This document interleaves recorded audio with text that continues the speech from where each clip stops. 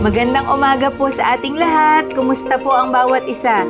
Dalangin ko po na ang lahat ay nasa mabuting kalagayan. Let's start our day with an attitude of gratitude. Tunay nga po na napakarami nating dapat ipagpasalamat sa ating Diyos. Huwag po nating kalilimutan ang lahat ng kanyang mga mabubuting gawa sa ating mga buhay upang lagi po tayong makadarama ng kagalakan. Huwag po tayong malulugmok dahil kasama po natin ang ating mapagmahal na Diyos. Kaya sa umaga pong ito, samahan po ninyo ang inyong lingkod, Deaconess Abby, sa pagbubulay ng salita ng Diyos. Dito lamang po sa Si Jesus ay Kasama.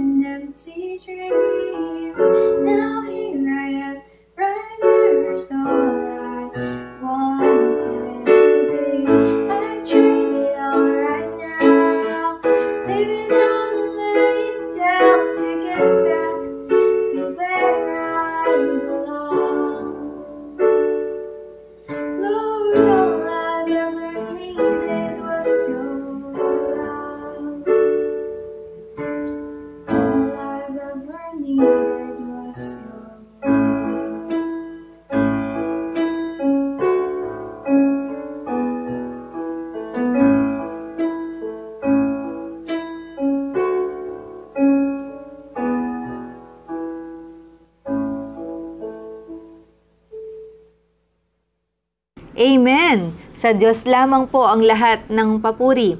Lagi nawa nating mapagtanto ng ang tanging kailangan natin ay ang pag-ibig ng Diyos. Ang pag-ibig ng Diyos ay sapat sa ating buhay. Amen? Ang title po ng ating morning devotion ay pinamagatang The God Who Molds, Yahweh Meka. Mula pa po nung mga nakaraang weeks, nakilala natin patuloy ang ating Diyos sa pamamagitan ng kanyang mga pangalan, kung paano niya nire-reveal ang kanyang sarili. Masarap pong angkinin sa ating buhay kapag siya ay nagpapakilala bilang siya ang ating kapayapaan, provider, healer, everlasting, si Yahweh ang watawat, ang walang hanggang Diyos. Yan po yung mga tinalakay na natin. At marami pa pong iba, pero sa umaga pong ito, hindi po masyadong popular at madalas iniiwasan at nilalagyan ng ibang interpretasyon ang kanyang pagpapakilalang ito dahil hindi natin matanggap kung minsan. Kahit po ang inyong lingkod sa sandaling ito, nung mapili ko na po ito, ay nais ko pong palitan yung gusto kong ibahagi. Pero sa umaga pong ito ay nagpapakilala si Yahweh, ang ating Diyos, bilang Yahweh Meka, the Lord who molds, the Lord who smites, the Lord who strikes, the Lord who disciplines. Yahweh Meka is extremely important for us po, Christians. And dalangin ko po na nakikita nga po natin na napakahalaga ng disiplina ng Diyos sa ating buhay, ng pagtutuwid niya. Hindi po natin pwedeng laktawan ang pagpapakilalang ito ng ating Diyos sa ating buhay. Ang teksto po natin sa umagang ito ay matatagpuan po sa aklat ng Ezekiel, Kabanata 7, talata 1 hanggang 9. Basahin po natin ang talata. Sinabi sa akin ni Yahweh, sabihin mo sa bayang Israel, dumating na ang wakas. Dumating na ang wakas sa 4 na sulok ng daigdig. Dumating na ngayon ang iyong katapusan. Ibubuhos ko na sa inyo ang aking matinding puot at hahatulan ko kayo ayon sa inyong mga gawa.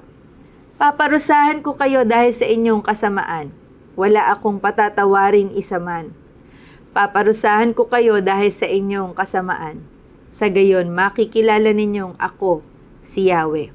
Ipinapasabi ng Panginoong Yahweh, hindi na magtatagal at sunod-sunod na kasawian ang aabot sa inyo. Dumating na ang wakas, ito na ang inyong katapusan. Dumating na ang inyong katapusan. Mga mamamayan ng lupain, dumating na ang panahon, malapit na ang araw ng kaguluhan, tapos na ang masasayang araw sa tuktok ng bundok. Ibubuhos ko ngayon sa inyo ang aking puot, uubusin ko sa inyo ang matinding galit ko, hahatulan ko kayo ayon sa inyong mga gawa. Paparusahan ko kayo dahil sa inyong kasamaan. Wala akong patatawarin ni isa man. Paparusahan ko nga kayo dahil sa inyong kasamaan. Sa gayoy malalaman ninyo na akong si Yahweh ay talagang nagpaparusa. Pinagpala po tayo sa pagkabasa ng kanyang mga salita. Nangusap po ang Diyos sa pamamagitan ni Propeta Ezekiel para sa bayan ng Diyos. Inianunsyo niya ang paparating na kahatulan sa kanila. Ang hirap po ng role ni Ezekiel. Ang sabihin, ang mga ganitong propesiya, dumating na ang iyong wakas. Tapos na ang maliligayang araw.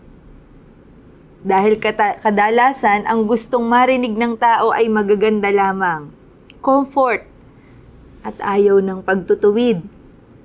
Umabot na po sa sukdulan ang kasamaan, karahasan, at kapalaluan ng kanyang bayan.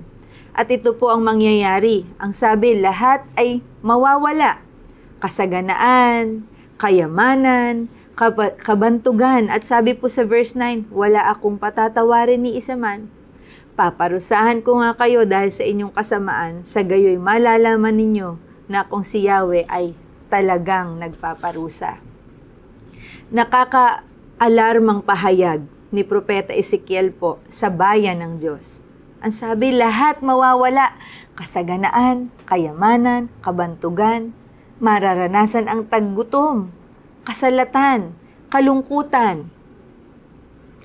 Kapag po tayo ay nasa taas ng buhay at namamayagpag, marami po ang nakikipagkaibigan nakikipagkaibigan sa atin. Ngunit kung nawala po tayo, hindi na po tayo bantog, masakit na wala na pong papansin sa atin, ni ayaw po ma-associate sa atin, hanggang sa marirealize po natin na ang Diyos lang ang tunay na masasandalan natin sa hirap at ginhawa. Naganap po ang mga ito dahil sa sukdulang kapalaluan, karahasan at kasamaan ng kanyang bayan. Nilimot na siya ng kanyang bayan.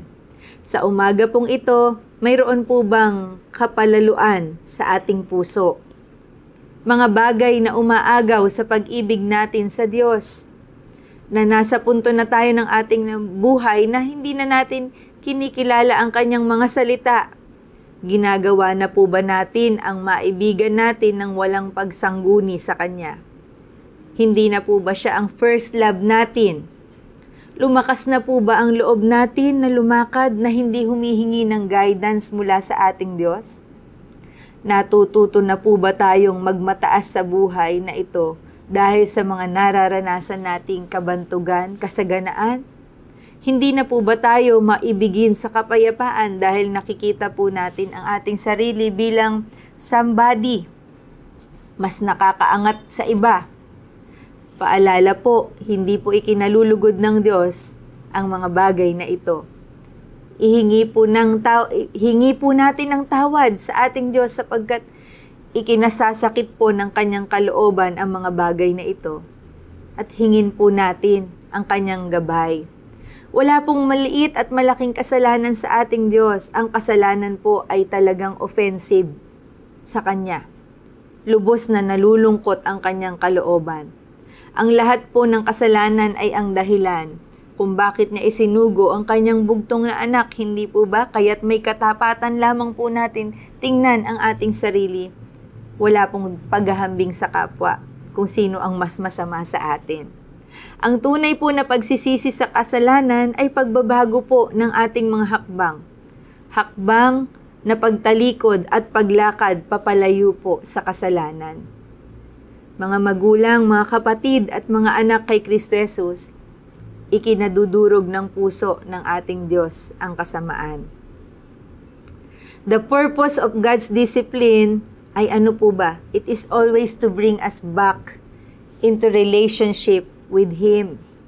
Sabi po sa Hebreo chapter 3, verses 12 to 15, mga kapatid, ingatan ninyong huwag magkaroon ang sino man sa inyo ng pusong masama at walang pananampalataya na siyang maglalayo sa inyo sa Diyos na buhay. Sa halip, magpaalalahanan kayo araw-araw habang ang panahon ay matatawag pang ngayon upang walang sino mang madaya sa inyo ng kasalanan at sa gayoy maging matigas ang puso, sapagkat tayong lahat ay kasama ni Kristo sa gawain. Kung mananatiling matatag hanggang sa wakas ang ating pananalig na ating ipinakita noong tayo'y unang sumampalataya. Ito nga ang sinasabi sa kasulatan, verse 15 po, kapag narinig ninyo ngayon ang tinig ng Diyos, huwag ninyong patigasin ang inyong mga puso, tulad noong kayo'y maghimagsik sa Diyos. Mahirap po yung ginampanan ni Propeta Ezekiel, ang ipahayag ang katotohanang sasapitin ng bayan ng Diyos kapag sila ay nagpatuloy sa kanilang kasamaan, karahasan at kapalaluan. Ngunit buong tapang niyang ipinahayag po ito. Naging tapat siya sa kanyang tungkulin bilang propeta. Sabi po sa verses 11 to 16, sabihin mong ipinasasabi na akong si Yahweh ang buhay na Diyos ay hindi nasisiyahan na ang sino may mamatay sa kanyang kasamaan, nais ko siyang magbagong buhay. Ngunit buong tapang po niyang ipinahayag ito, naging tapat si Ezekiel sa kanyang tungkulin bilang propeta. Pero ito po ang sabi sa Ezekiel, sabihin mong ipinasasabi ko na akong si Yahweh, ang buhay na Diyos ay hindi nasisiyahan na ang sino may mamatay sa kanyang kasamaan. Nais kong siya'y magbagong buhay. Sabihin mo ngang magbagong buhay sila, pagkat hindi sila dapat mamatay sa kanilang kasamaan. Ezekiel, anak ng tao, sabihin mo rin sa iyong mga kababayan ang dating kabutihan ng matuwid ay hindi makapagliligtas sa kanila kung magpapakasama sila. Kung ang masama ay magpapakabuti, hindi siya paparusahan.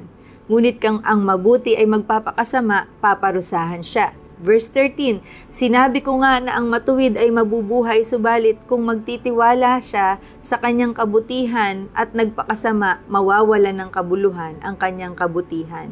Mamamatay siya sa kasama ang kanyang ginawa. Tungkol sa masama, sinabi kong siya ay mamamatay, gayon man. Kapag tinalikuran niya ang kasamaan at nagbagong buhay, tumupad sa kanyang pangako, isinauli ang kanyang mga ninakaw, sumunod sa mga tuntunin ng buhay at hindi na gumawa ng anumang kasamaan, siya ay mabubuhay. Hindi na aalalahanin ang dati niyang kasamaan at dahil sa kanyang pagpapakabuti, mabubuhay siya. Hindi po nasisiyahan ng Diyos kapag mayroong napahamak. Kaya't bilang mga lingkod po ng Diyos, buong tiyaga at pagmamahal nating paalalahanan ng isa't isa. Lahat ng kasalanan ay nakakalungkot sa ating Diyos. Sinisira po tayo ng kasalanan. Masakit po ang pagdidisiplina ng ating Diyos dahil inaalis niya ang mga bagay sa ating buhay na akala natin nakakabuti at nakakapagpasaya sa atin. Hanggang sa ma-realize natin sa buhay na ito, siya lang ang kailangan natin. Mapalad po ang taong sa Diyos sumasamba. Sa pagsamba nila'y inaawitan ka, ang sabi po sa awit 89:15, at sa pag-ibig ng Diyos namumuhay sila. Si Yahweh lamang po ang ating sambahin at tayo po ay mamuhay sa kanyang pag-ibig upang patuloy tayong daluyan ng kanyang mga pagpapalang inihahanda sa atin. Salamat sa Diyos sa kanyang paghubog sa atin. Sa gayon, inihahanda niya ang ating mga karakter sa panahong tatanggapin natin ang bunga ng ating mga panalangin. Tayo po ay manalangin. Lord, thank you po. Tunay po na ikaw ang Diyos na humuhubog sa amin. Hanggang sa patuloy kaming mamuhay ayon sa iyong wangis. Tulungan niyo po kaming bitawan ang mga kasalanan na aming mga nagagawa. Kung mayroon mang kapalaluan sa aming puso, alisin po ninyo ito. Kung mayroon kaming tinitingnan ng mas nakahihigit sa iyo sa aming buhay na doon na kami sumasandal, patawarin niyo po kami at tulungang makabalik sa iyo. Salamat po sa katotohanang hindi kayo natutuwa kapag kami ay mapapahamak. Kami ay napapahamak. Salamat po sa paalala ninyo sa umagang ito. Tulad ng isang mapagmahal na ama, naririyan lagi ang iyong pagdidisiplina na may kasamang pagmamahal. Salamat po sa katangiang ito na ipinakilala ninyo sa umagang ito. Tulungan niyo po kami. Baguhin niyo po ang aming mga kahinaan. Itinataas po namin sa inyo. Pagpalain niyo po kami sa buong maghapong paggawa ang mga gawa ng aming mga kamay. Ingatan at pagalingin niyo po, Panginoon, ang mga may karamdaman. Tugunin niyo po, Panginoon, ang mga dalangin ng aking mga kapatid na kasama ngayon online. Lord, ang mga may kaarawan, pagpalain niyo po, gayon din ang mga nagdiriwang ng anibersaryo ng kasal. Ang aming bansa, Panginoon, ang aming mga leaders, i-bless niyo po.